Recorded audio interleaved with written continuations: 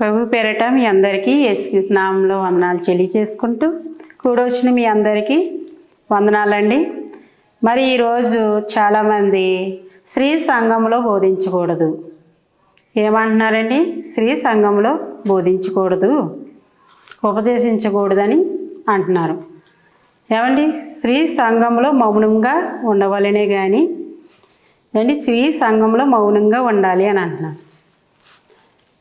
స్త్రీ ఎక్కడ మౌనంగా ఉండాలి, ఎక్కడ మాట్లాడాలి ఈనాటి ఉన్న చాలామంది బోధకులకి తెలియదండి. మరి స్త్రీ ఎక్కడ మాట్లాడాలి? దేవుడు వాక్యం కాడికి వచ్చేటప్పటికి స్త్రీ బోధించకూడదు అని అంటున్నారు. గొడవల కాడికి వచ్చేటప్పటికి మాట్లాడచ్చా ఈరోజు చూడండి వాళ్ళ ఆలోచనలు ఎలాగున్నాయో. స్త్రీ మౌనంగా ఉండవాలనని ఈరోజు చెప్తున్నారు. కానీ స్త్రీ వాక్యం చెప్పే స్త్రీలు ఆనాటి స్త్రీలు లేరంటారా? ఒక మోషే గారి అక్క, ఒక ప్రవక్త ఆవిడ ప్రవక్తగా మరి ఆవిడ దేవుడి యొక్క వాక్యాన్ని ఆవిడ బోధించలేదంటారా? ఎంతోమంది స్త్రీలు ఉన్నారండి బోధించారు. దేవుడి వాక్యాన్ని ఆనాడు చెప్పేవారు చాలామంది ఉన్నారండి. కానీ ఈనాడు ఉన్న సమాజం ఏమంటుందంటే స్త్రీ మౌనంగా ఉండవలసిందే కానీ వాక్యము చెప్పకూడదు అని అంటున్నారండి. స్త్రీ పనిలోని కూడా ఈ లోకంలో చూసుకుంటే ఒక హెలికాప్టర్ తోలుతుందండి, ఒక ఆటో తోలుతుంది. ఈరోజు స్త్రీ ఎక్కడికి వెళ్ళాలి అన్నా, ఈరోజు ఎంత దూరం వెళ్ళాలన్నా స్త్రీ వెళ్ళిపోతుంది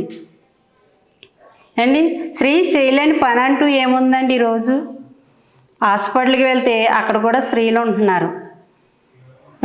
పోలీస్ స్టేషన్లో కూడా స్త్రీలు ఉంటున్నారు. అన్ని రంగాల్లోని కూడా ఈరోజు స్త్రీలు అన్నవారు చాలా పనులు చేస్తున్నారండి. ఒక బ్యాంకు వెళ్తే అక్కడ స్త్రీలు ఉంటున్నారండి.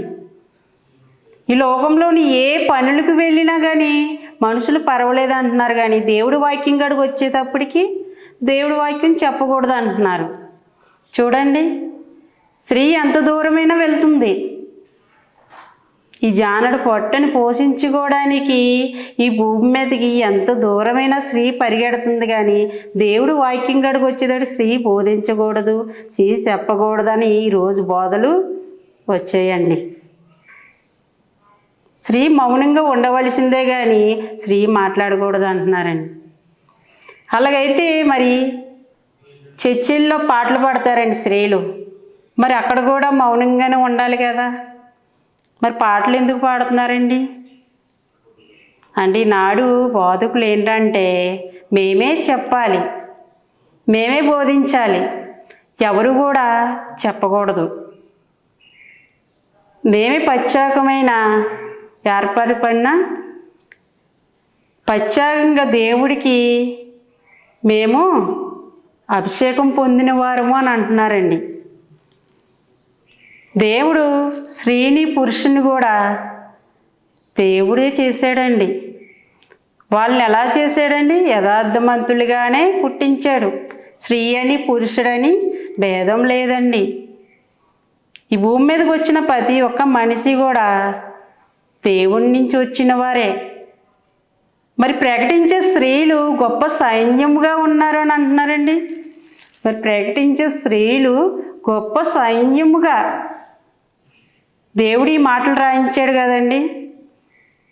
మరి గొప్ప సైన్యముగా ఉన్నారు, దేవుడి మాటలు చెప్పేవారని దేవుడు బైబిల్లో రాయితే నువ్వేం మాట్లాడుతున్నావు? ఈరోజు వాక్యం చెప్పకూడదు స్త్రీ అని అంటున్నావు.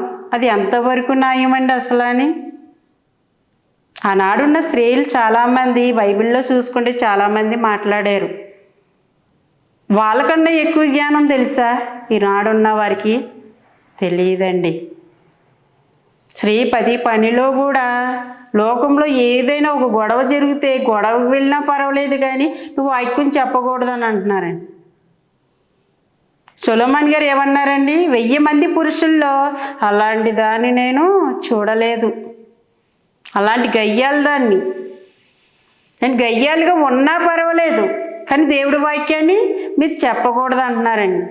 ఈరోజు వాక్యం చెప్తేనే కదండి, దేవుడి యొక్క మాటలు చెప్తేనే కదండి మనసులు మారేది. కుటుంబాన్ని ఎలా కట్టుకోవాలి, పిల్లల్ని ఎలా పెంచుకోవాలి, సమాజంలో ఎలా బతకాలి, దేవుడి మాటలు చెప్తూ ఉంటేనండి మనిషి మారేది. వాక్యం చెప్తూ ఉంటేనే, వాక్యాన్ని పరిశీలించుతూనే. చిన్ననాటి నుంచి మీ పిల్లలకి వాక్యాన్ని నేర్పమన్నారండి.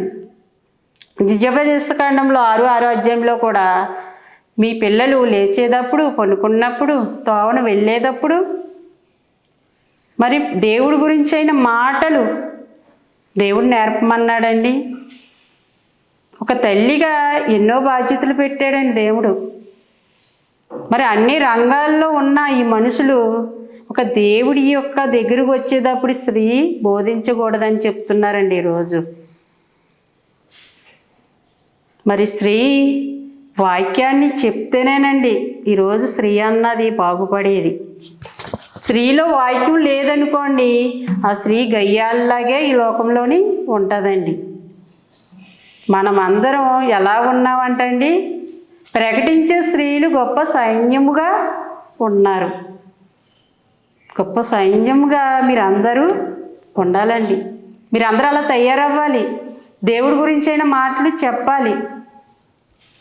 గొడవ ఆడడానికి ముందుగా వెళ్ళకూడదు. పైపుల దగ్గర గొడవ కాదండి, దేవుడి గురించి అయిన మాటలు సమాజానికి చెప్పేవారిగా ప్రతి ఒక్కరూ ఉండాలండి. మరి అలా ప్రకటించే వారిగా మనమందరూ ఉండాలని కోరుకుంటూ ఈ మాటలు ముగిస్తున్నాను.